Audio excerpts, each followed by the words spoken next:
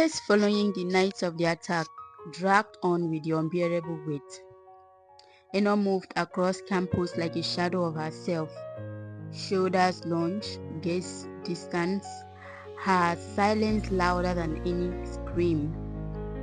The bruises on her skin had faded, but the deeper wounds, betrayal, suspicion, humiliation still throbbed inside her chest. Something was wrong, and no matter how much she tried to dismiss it, the truth pulsed stubbornly beneath her ribs. Rita had lied. It was more than instinct. It was the way her stomach twisted when Francis swore he hadn't bought any medication, hadn't even known Rita was unwell.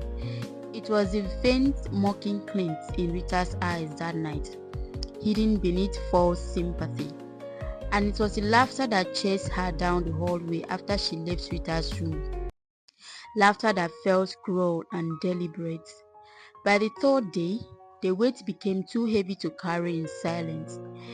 Eno marched into Rita's hostel unannounced, furious, trembling beneath her skin. The room smelled faintly of perfume and nail polish. Rita lay lazily on her bed, scrolling through her phone, while her two closest friends lounged nearby. Eno's presence froze the room. Their eyes flicked up, startled, but Rita only shifted slightly, calm and composed, her face the picture of innocence. Rita, you lied to me and tricked me, Em. That's not how friends behave. And you plan to hurt me because Francis didn't see you that night. Don't you dare accuse me. You want proof? I will find one. Maybe you are your own problem. And check yourself and stop trying to manipulate me. She smiled, she shrugged, she deflected, and though she gave nothing away, there was a flicker, brief but unmistakable, in her expression. A crack in the mask. Eno saw it, and for the first time Rita knew she had been seen. When Eno walked out, she was trembling with anger and disbelief, and as the door closed behind her, the softness in Rita's posture evaporated. Her jaw hardened, her hands coiled tightly at her side. The room fell silent again, but it was no longer lazy and relaxed. It thrummed with tension, with unspoken calculation. Eno was onto them, and that meant something had to change. That night, the whispers in Rita's Zoom turned into plan. The scheme they had once joked about became an operation. They gathered everything, the humiliating photographs from that forgotten night, the ones where Eno had been drunk and unconscious while faceless men leaned into the frame, mocking and triumphed. The printer for duplicate. What do you guys think? Should we send the pictures in the school WhatsApp group or paste them on the wall? On the wall, guys. On the wall is better. Not every student have access to the group. They studied routes around campus, noted security patrol schedules, and argued about timing. The plan was ruthless and it was perfect. It would end whatever strength Eno still clung to. 3 nights later, just past midnight, the campus lay under a blanket of silence. 4 figures moved like ghosts through the dark, faces obscured by black marks that revealed only glints of unnatural blue eyes, body wrapped in short crimson gowns. At the front, a cape swayed softly in the wind, distinguishing Rita from the rest.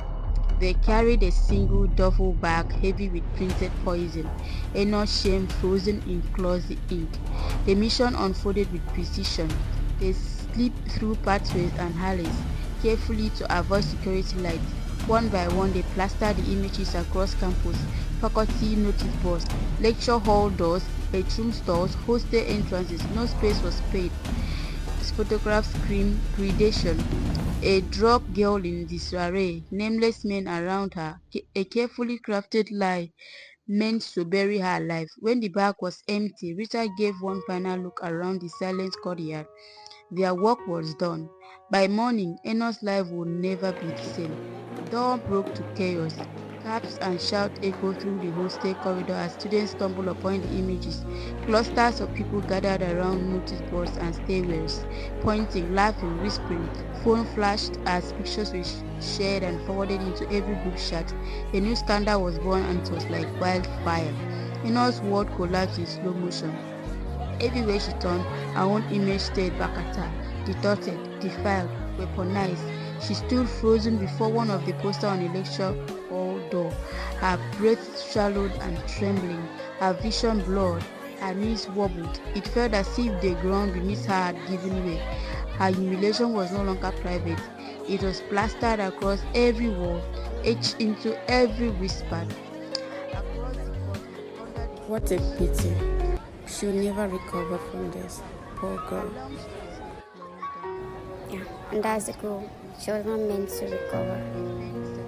I didn't plan all this for her to recover anyway. As she watched the scene unfold, the gossiping students, the phone raised in laughter.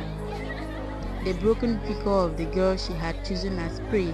It was no longer a secret feud, no longer pettiness or rivalry. This was war, and Rita just declared without ever lifting her voice.